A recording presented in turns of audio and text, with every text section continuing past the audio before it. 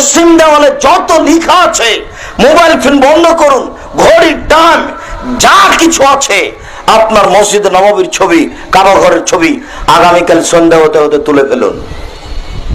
এগুলো একটা চলবে না।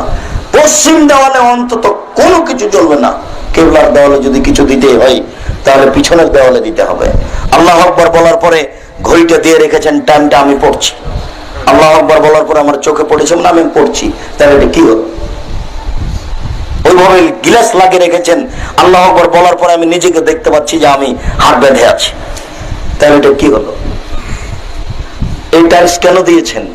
এগুলো কেন লাগাচ্ছেন?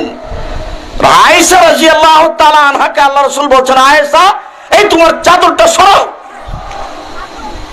তোমার এই চাদরে ছবি আছে, আল হাতনি, এই ছবি আমাকে আমার সালাতের মধ্যে একাগ্রতা নষ্ট করেছে, তাড়াতাড়ি সরাও।